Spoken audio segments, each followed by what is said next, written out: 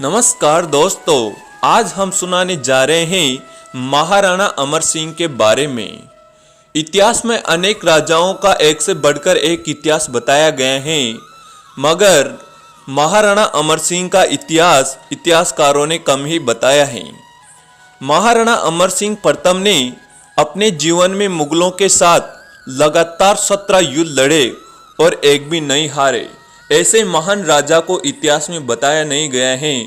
आज हम इनके इतिहास के बारे में चर्चा करेंगे, तो आगे बढ़ने से पहले हमारे YouTube चैनल को लाइक सब्सक्राइब जरूर करें और पूरी वीडियो जरूर देखें।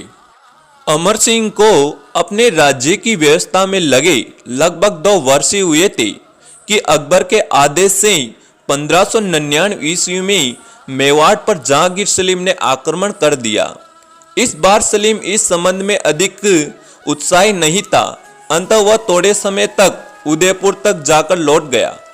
अब राणा ने एक एक कर मुगल थानों पर आक्रमण करने आरंभ कर दिया। बागौर के मुगल थाने के अधिकारी सुल्तान का गोरी उल्टा के कुलुक खान तथा अन्य कई स्थानों के थानेदारों को राजपूतों ने मौत के घाट उतार दिया और उन पर राणा का अधिकार स्थापित कर दिया। अब जहांगीर सलीम स्वयं बादशाह 1605 में बना तो उसने अपने पिता की नीति के अनुसार मेवाड़ पर अपना अधिकार करने के लिए कुछ अभियान भेजे जो निम्न हैं। फर्स्ट में है शहजादा परवेज जो 1605 ईस्वी में भेजा, और दूसरा है महावत का जो 1608 में भेजा, और तीसरा है अब्दुल खान जो 1605 में भेजा, और चौथा राजा बसु जो 1611 में भेजा। इसके प्रयास से राणा को चावंड और मणिपुर को तो छोड़ना पड़ा, परंतु मालवा, गुजरात और आमेर और गोडवाड़ तथा छापे मार उन्होंने मुगलों की हालत सोचने बना दी थी। जहांगीर ने नवंबर 1613 में मेवाड़ की ओर से स्वयं कूद किया तथा अजमेर में शाही कैंप लगाया। शहजादा खुर्रम को एक बड़ी सेना लेकर मेवाड़ विजय के लिए भेज दिया। जहांगीर 1613 में अजमेर पहुंचा और खुर्रम शाहजहां को मेवाड़ अभियान का सर्वोच्च बनाया।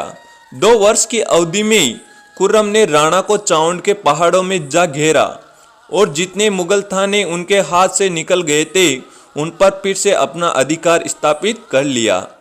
अब राज्य की हालत बहुत ही भयंकर खराब हो चुकी थी और मेवाड़ युद्धों के कारण जर्जर हो चुका था। यह सब देखकर अमर सिंह का पुत्र कर्ण सिंह व कुछ मेवाड़ी सरदार अमर सिंह के पास गए और उन्होंने अमर सिंह से कहा कि इस समय हमारे लिए संधि करना सर्वश्रेष्ठ रहेगा। अमर सिंह ने उनकी इच्छा का सम्मान करते हुए हरिदास जाला व सुबकर्ण के साथ संधि का प्रस्ताव गोकुंदा ठहरे हुए खुर्रम के पास पहुंचाया। शहजादा खुर्रम ने भी इस संधि के प्रस्ताव को मुल्ला सुकुल्ला वो श्रीजय और सूरदास के हाथों अजमेर और जहांगीर के पास भिजवा दिया, और जहांगीर ने इस संधि का प्रस्ताव को अस्वीकृति देते हुए अपने छिन्न के साथ खुर्रम के पास भिजवा दिया। अमर सिंह मुगलों से संधि करने वाला मेवाड़ का प्रथम शासक था। संधि वार्ता के लिए मुगलों की ओर से सिराजी एवं सुंदर दास तथा राणा अमर सिंह की ओर से हरिदास झाला एवं सुबकर्ण सम्मिलित हुए। वार्ता दल ने आसान शर्तों पर एक संधि का मसौदा तैयार किया जिन्हें मुगल मेवाड़ संधि कहते हैं। मुगल मेवाड़ संधि की मुख्य शर्तें। फर्स्ट में है स्वयं महाराणा खुर्रम के समक्ष आकर संधि करेगा, परंतु मेवाड़ का महाराणा कभी भी मुगल दरबार में उपस्थित नहीं होगा।